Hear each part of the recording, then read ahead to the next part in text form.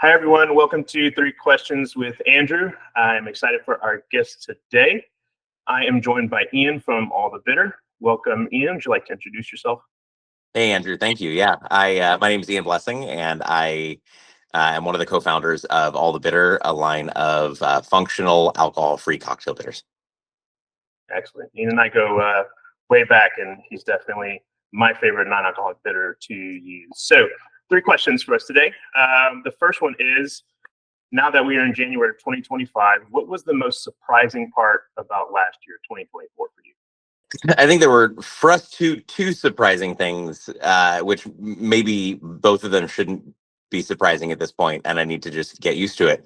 The first was that we continued to increase in sales at the same rate that we did the year before. We're a small, mom and pop business essentially, without any funding or advertising or big money going into it in any kind of meaningful way, other than just kind of redistributing our revenue. We've managed to grow nearly double year over year, which I think is wild for a non-alcoholic bitters producer, which is a pretty niche product by all means. Cocktail bitters in general are not nearly as sexy as spirits, wine, beer, canned cocktails. They require more education and explanation. I think they're often thought of as something that just belongs behind a bar that most people don't know how to use.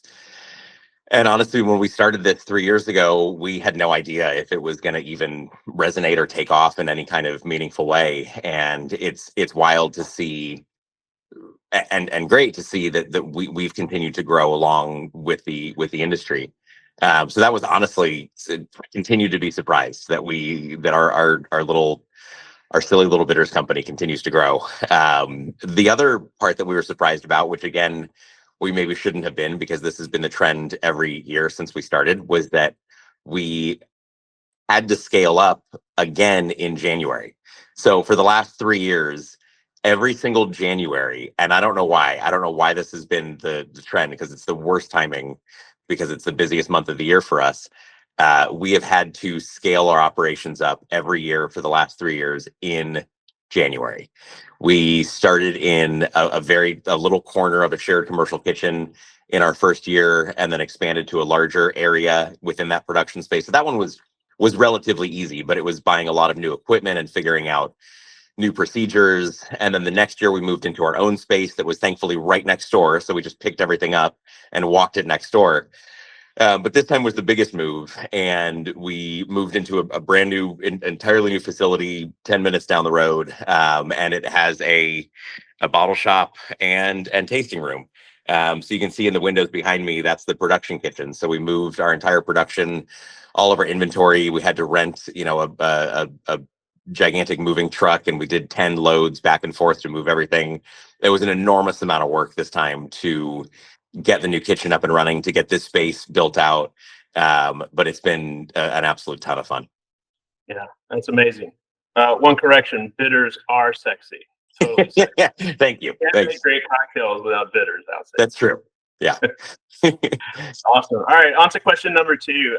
So part of our brand name here at Cut Above was me paying homage to those in my life that have gone a cut above, right, above and beyond themselves to benefit me or their communities or others around them in any way. So I'm curious if you have any examples of when someone did something kind of more than was expected of them in your life that you'd like to share. That's easy. My wife and co-founder and partner, Carly, the last couple of years, there's no way that I could have done this on my own. And we often talk about there's no way that we could do this without us both being, completely both feet in, workaholics, but also, we've managed to find somehow a great work-life balance, and we have a wonderful home life and wonderful kids. And she, pulls like 3 jobs basically. She's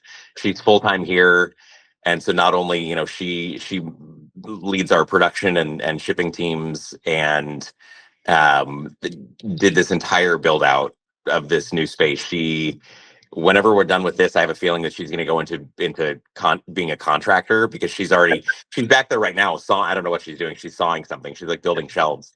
So she built all the shelves here, the bar table that I'm sitting at. She built everything here. She built the retail desk.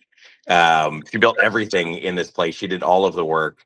And then managed a team of contractors. She managed, the guys that did the flooring and the plumbers and the electricians and all of that, and somehow managed to get this place looking absolutely phenomenal in less than 2 months, while also doing the same thing with the kitchen and getting the kitchen set up for production. And we somehow managed to move into the space in 2 months and have it now be fully functional, making our first batch of bitters, and we're now open to the public. And she did all of that while being a mom. And not that we're both 100% involved. We're both very active, contributing parents and spouses and partners. But she's taken the brunt of picking the kids up at 2:00 when they get off of school, because I'm here in the bottle shop now. I'm working 36 hours a week physically in the shop, and can't leave the shop yet because we don't have a full-time tasting room person yet. So she has gone absolutely above and beyond to do not only her job but 3 other jobs at the same time, and it's wild. It's really cool to see. Yeah, here's to that. I also have a superhero wife who we work together here at Cut Above. I also say that I have the job that takes money out of the house right now, and she still has the job that brings money into the house. But it's been great. So I'm really I can really relate to that answer. Okay, last question for today. I'm going to give you the choice here. You can pick who would play you if there was a biopic movie about you and your life. What actor or actress? You get to pick anyone, really. Do you have a hidden talent is the second option that you'd like to share with us. And then the third one would be, do you have any interesting food combinations that others may think is a little weird together, but that you really enjoy? Yeah, I'll hit 2 of those real quick. The first hidden talent is yo-yoing, and I rediscovered my love of yo-yoing at last year's Mindful Drinking Fest, when Tom Halaska from Ritual had a yo-yo with him, and I hadn't seen somebody play with a yo-yo in 20, 30 years, like since I was a kid learning how to yo-yo. And I immediately went and branded all the bitter yo-yos that we now sell in the shop here for $5. And people see them, they're like, these are yo-yos. Nice. Chico is a little known fact. Chico is the I don't know if it's true or not. I'm going to call it the yo-yo capital of America. There's a yo-yo museum here that is quite a thing. So Chico's big into yo-yos, and now we have some branded yo-yos here, which is fun. I don't know about interesting or weird food combinations. People may be surprised to know that despite working in fine dining for years and selling expensive wine and having a sommelier palate, I will eat literally anything.